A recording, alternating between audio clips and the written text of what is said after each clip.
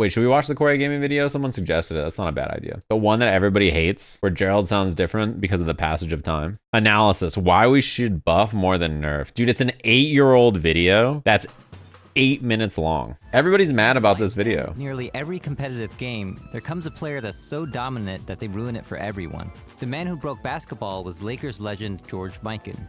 At 6 Wait, this is Arslan Ash and Tekken. The strategy was to stand near the basket and stop any shot that was about to go in. Not only does adapt make for a badass t-shirt, it's a powerful attitude that shows how resilient you are in the face of any challenge. And that was precisely the attitude of the Fort Wayne Pistons when faced with Mikan and the Lakers.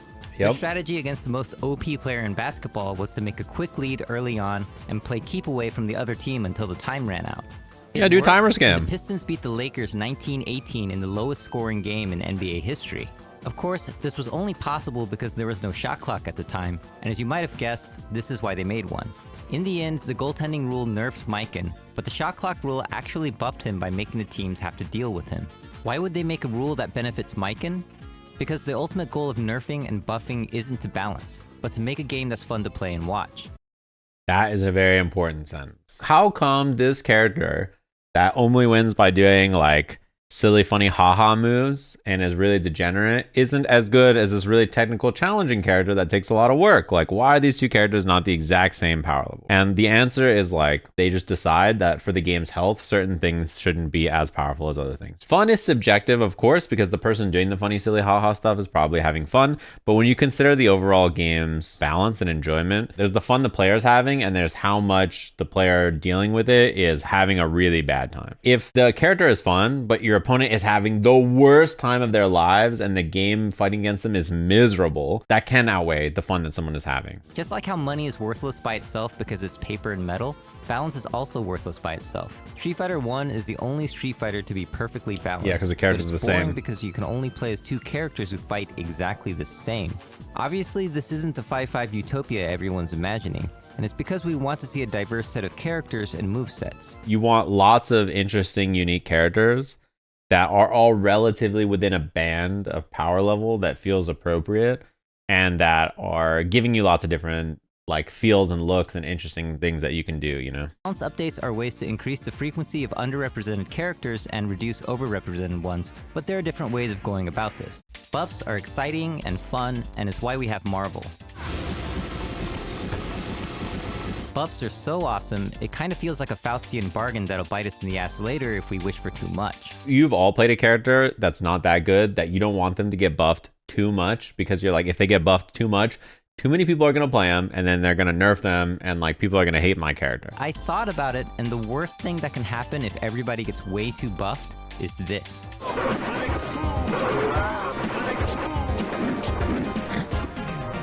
This is a hacked version of Street Fighter 2 Championship Edition made by Hungshi Enterprise Taiwan, and it was called Street Fighter 2 Rainbow Edition.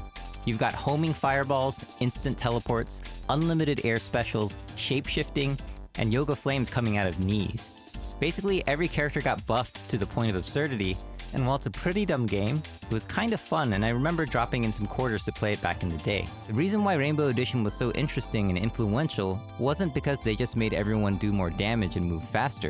It was because they gave the characters new abilities and new options. Yeah, it is fun stuff to have new stuff. What it would be like if instead of Rainbow Edition, they made a hack called Gray Edition where everybody was nerfed to absurdity. No more specials, no more combos, no more throwing. The crux of this video is that people like being buffed. They like it when their character has new, shiny, cool, awesome things to do. Giving power to weaker characters makes them think, ooh, nice, awesome, shiny. And nerfing things is like, oh man, I lost all my cool, fun stuff. That being said, you can nerf characters, and you should nerf characters if they need it. Psychologically, humans and even apes are prone to what's known as loss aversion. Loss aversion is a theory that suggests that losses hurt twice as much as gains feel good. This suggests that one nerf on your character will hurt twice as bad as one buff. Play the fucking Spider-Verse. Feel good. The human tendency to be loss averse is used by marketing all the time. Why are sales of limited editions so effective? Because missing out hurts, which is why you gotta get that Strawberry Christmas Karen DLC before the season's over. But then you can't play it after Christmas. Nerfing is a necessary evil to prevent the game from breaking. There are creative ways to do this that can improve the game instead of just making everyone depressed. Yeah, his idea here is like, listen, you gotta nerf. Nerfing can feel bad for people, so you have to be creative about how you nerf, and you should nerf where necessary. As an example, This Luke character was like the best in season 1 of Street Fighter. He's really, really, really, really good. The way they nerfed him is like not by removing or stripping a lot of his tools. In fact, he gained tools. He got like heavy punch and a light knuckle. He got a bunch of stuff. He was nerfed because they nerfed his damage, right? They like made the scaling worse on his crouch medium punch and like other things. I think a lot of the power of the character vanished from something that people didn't even recognize was going to be big, which you guys saw him today. He was in the bottom 10 or whatever on Momochi's tier list. People were like, nah, bro, he got nerfed from top 1 to top 1. One of the most hype-inducing changes I've seen was actually a nerf. During the life of Street Fighter 4, Ryu's Shoryuken was altered many times. Originally, you could cancel any version of the Shoryuken by sacrificing 2 bars of meter to make yourself safe in case your opponent blocked. But after a few patches, they removed the ability to cancel the heavy version, which is the one that did the most damage. When you had the resources to cancel, but opted for the high damage version, you were telling your opponent that you're not scared and you figured them out. I mean, there's making a statement, and then there's just going ham. Oh my god. That was. Oh my god. What is he doing? I think he's going for the record. This nerf was clever because it gave the player a new way to express themselves at the cost of some damage and safety. If you look at updates to fighting games like your typical Supers, Ultras, and Ultimates, characters end up overall with more options and more abilities, not the other way around. With more characters and more mechanics, it starts to look like a nightmare for balance. I haven't seen Cross Tekken in so long. Ways to solve problems. A hard matchup can seem more manageable if you can choose from more specials, ultras, or isms. And people like seeing their characters do cool new stuff. Because hard nerfing and taking away abilities can be so depressing and kill the excitement, I feel it should be reserved for extreme cases or creative nerfs that can actually make the game more enjoyable. And even in games that don't get balance patches, the players will convene and make rules if things get really unbalanced anyways. Doesn't this video seem pretty like normal? I don't know. What he's talking about in this video is not don't ever nerf characters. It's when you nerf, people are going to feel sad if you take away their toys. Try to come up with a solution that's not just here goes all your toys. This video's point, I think, is fair. I think it also depends on your taste, right? They always bring up the Jago wind kick change because they're like, the wind kick change was so smart because you didn't have to nerf Jago's healing, but then Jago got nerfed in a way that made a lot of sense. Maybe a less experienced developer would be like, I guess the healing's too much. They're all saying it's too much, let's reduce the healing. We did not do that because we always had this feeling that the healing was a symptom. And when we really dug into it, we were like, okay, Jago's not weak anywhere on the screen, actually. He's only kind of weak mid-screen. He's really good full screen and he's really good up close. But as soon as he's mid-screen, he has this magical move called the wind kick, where he's immediately in your face and he's only like -2. So he can immediately get out of his worst distance in any matchup and be at his best distance. So we nerfed wind kick frame advantage.